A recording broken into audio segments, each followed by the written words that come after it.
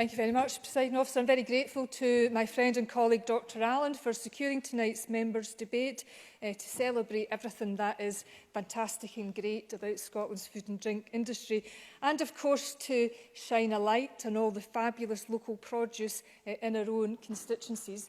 And in West Lothian, the food and drink industry supports 2,500 jobs associated with 60 companies.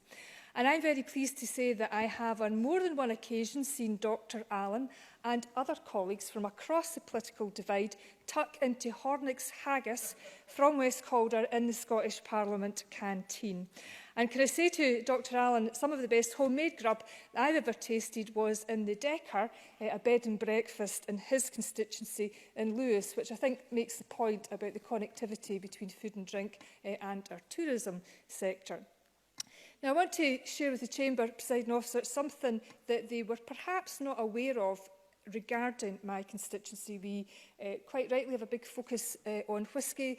Glenmorangie and Glenturner have large bases in West Lothian, but there is also a rum distillery in Bell's Quarry near Livingston where artisan golden and spiced rum is produced, and it's very much inspired by East Africa in terms of its flavours and smells. And this is Matuga rum, which can be bought in Scotland or online. And I am very pleased to be able to congratulate Jacine Rutasika, who, along with her husband, founded Matuga Run. Jacine is one of the finalists at next week's Women in Enterprise Awards in the Startup of the Year category, and I wish Jacine well in that awards ceremony. Like others, I very much welcome the commitment to a Good Food Nation Bill.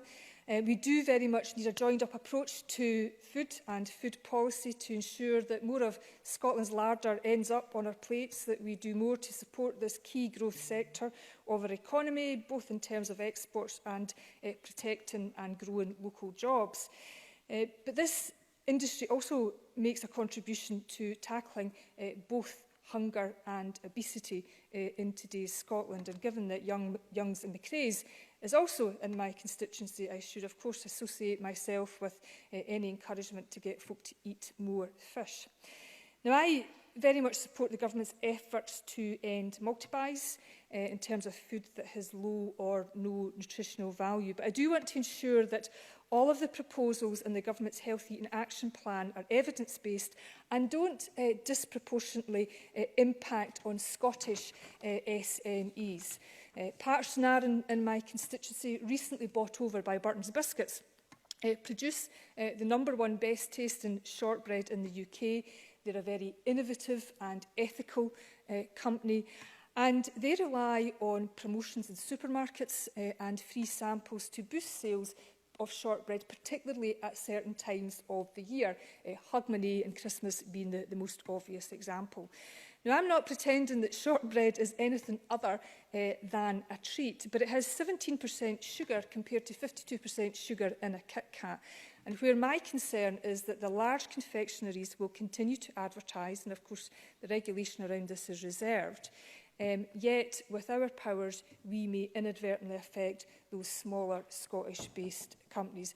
I know Mr Ewing is aware of this issue. He's been very generous with his time and has visited Parchnarren, and the Public Health Minister has also been kind enough to meet me to discuss this matter further as well.